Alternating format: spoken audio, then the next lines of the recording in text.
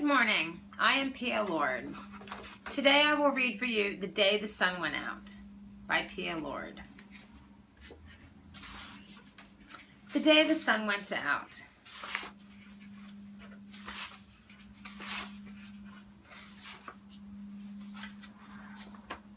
One sunny Saturday, Alexander and his parents had gone for a hike in the mountains. They had been walking for about 3 hours, enjoying the beautiful landscape of streams, trees, and alpine region flowers, when they came upon a lake. The water was crystal clear, reflecting the blue-green of the surroundings. It reflected the entire sky, just as a mirror would do on a warm, sunny day. Just then, the day went dark. It was like someone had turned off the lights, as if the sun went out and they could barely see their footsteps in front of them. Alexander ran over and said, "Mommy, Mommy, why is it dark out? Is it nighttime so soon?" "No, Alexander, it is just now coming on the middle of the day. It's about noon. Something has happened to the sun. What do you think it could be?" How can we find out? Well, let's search some. So she pulled out her internet phone. The word solar means sun, so let's use keyword solar. Do you remember the word eclipse from our story on the lunar eclipse? Let's search eclipse too and see what we get. So they put solar eclipse into the search engine and clicked enter. Up came lots of information about solar eclipses. With their flashlight app, they quietly read about the solar eclipse, and then they looked up to the sky again to see what else had happened. As they were waiting, sitting and searching, the sun had gone through some changes. They noticed how the sun now had a bright ring around it, but its center was dark. It nearly looked like a diamond ring. It had a big, bright, shining light emerging from one side, appearing just like the stone of a large diamond ring. While the minutes passed, though, it was still noticeably changing. The diamond ring effect. The sun was being hidden by the moon as it passed in front of it. It was a most interesting thing. Alexander was just thrilled to see such a cool sight on his hike in the mountains. He wondered if his dad was seeing it too. He hoped that his dad, who had hiked ahead, would be back soon from walking and scouting out the path. But it was too dark for Alexander to go run and find him on the path, leaving his mom. "Look, Mommy," cried Alexander. "The sun is coming back again. It's getting brighter, and the moon is right next to it." The moon appeared next to the sun. Fortunately, in the 7 minutes that they were resting and searching the internet, the sun had returned to its good old, warm, shiny self. Alexander was just so relieved. It was just that day that Alexander began to take more notice of the changing sun. Little Alexander pondered this. Why had it gone out so suddenly? The big round light in the sky had darkened. He wondered why. And he then realized that the sun going out could have very serious consequences for life, his life, and all life on Earth. He knew he had to do more to understand what was going on. The next day, his cousin Max came over. Max said, "Did you notice there was no sun for part of the day yesterday?" Alexander said, "Yeah, it just went out. How can it do that?" "We need the sun for lots of things. We need to know why the sun blinked yesterday." "This could be very serious for life on Earth," agreed Max. "I know. We need to do something about this. We don't want many days like this," said Alexander. "But what can we do?" asked Max. "My mom and I looked up solar eclipse on the computer yesterday. We found out that the new moon is going right in front of the sun and blocking it out. But I still want to know more about it," said Alexander. "I want to know more," said Alexander. "My dad has a friend who is an astronomer. He works at Kepler Labs. That is a part of NASA, the National Air and Space Administration.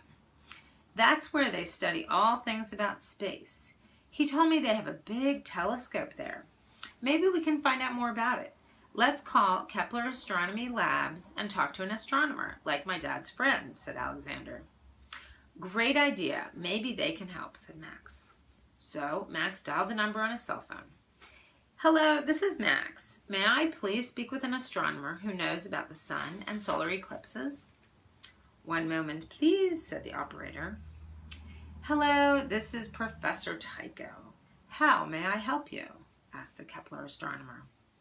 Hello, Professor Tycho. We have a big problem that we hope you can help us solve. Yesterday, the day went dark when the sun went out. We are afraid the whole world will be dark forever at random times if we don't figure out what happened.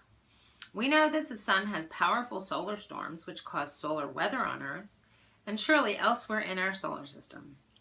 Life here on Earth depends on a constant sun to provide light and warmth for life. We need it to grow all our fruits and vegetables. Other forms of life and our health also depend on it. We want to make sure that it is all right and can shine brightly. Can you send one of your spaceships to the sun to help us understand why the sun went out all of a sudden, please? Asked Max very politely.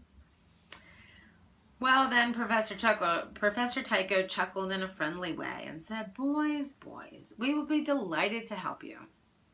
We have International Space Station photos of exactly what you saw. The astronauts take pictures from up in space. These pictures are taken from a different angle than what you see here on Earth. On Earth, we see the sun being blocked by the moon in a solar eclipse. The sun passes behind the moon, and it looks like a diamond ring, since only one edge of the sun is still visible. In fact, that is called the diamond ring effect.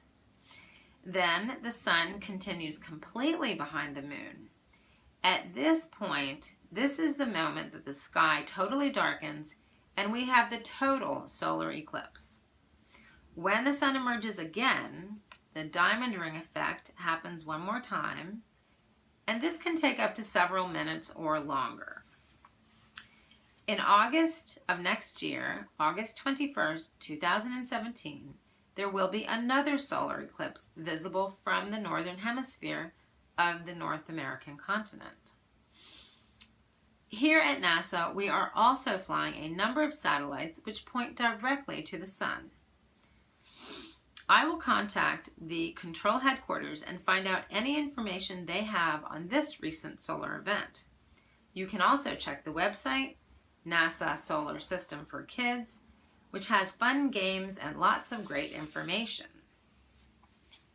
However, boys, I want to tell you a little secret. How old are you? Asked Professor Tycho.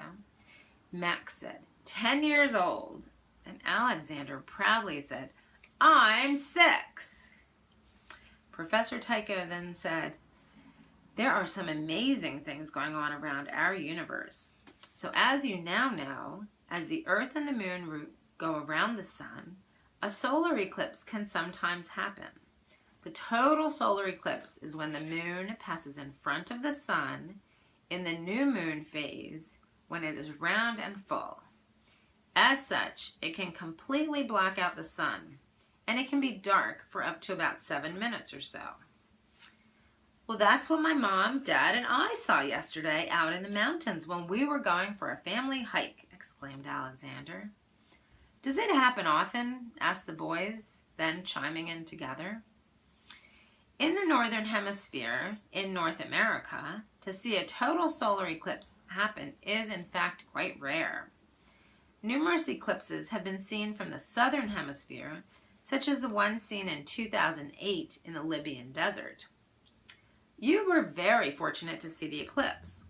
When the moon moves further in its orbit, the sun gets uncovered again, and light from the sun once again is visible. So really, what you're seeing is not the sun going out, but one of a number of different types of solar eclipses. There are also partial eclipses.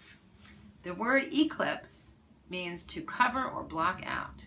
If something is eclipsed, it is put into a shadow. In this case, it is the sun that is eclipsed by the moon, said Professor Tycho. So you mean the earth won't stay dark forever because the sun did not disappear, said Alexander, very relieved. Right, Alexander. A partial solar eclipse may happen a few times a year, but then only lasts a short time, added Professor Tycho. When the annular eclipse has the ring effect around it, what you are seeing is the solar corona, the outer region of the sun. Corona comes from the word crown, so it is like a crown that the sun is wearing. Well, boys, I need to get back to work now. Keep up that curiosity about the universe. There is so much more to know and find out, said Professor Tycho as he hung up the phone. That day, after lunch, Alexander's mom said, Alexander and Max, it's a great day to play outside, so run along now. Remember, never look at the sun directly through a regular telescope or binoculars. You may damage the retina of your eye. The sun won't be eclipsed today. Remember also to wear your protective sunglasses while in the sunlight and never look directly into the sun. Okay, it's now off to play in the backyard for you two, said Alexander's dad. They looked at each other and did a high five and said, we did it, we did it, we did it. They ran outside and found the sun shining brightly. Alexander said, I am so happy that it's a bright, warm, sunshiny day. And Max agreed. I like to know that the raspberries on the bush will continue to grow in the sun's warmth and light. Let's go get some. So they ran over to the raspberry patch in Alexander's backyard that had been growing there for 10 years. They picked handfuls of raspberries and popped them into their mouths. Afterwards, they ran to the backyard and climbed all over the gym, swung from the tree ropes, and climbed up the climbing wall. They pretended to be Tycho Brahe and Johannes Kepler, sighting new suns, planets, and moons through imaginary telescopes. Alexander and Max, astronomers of the future. The end.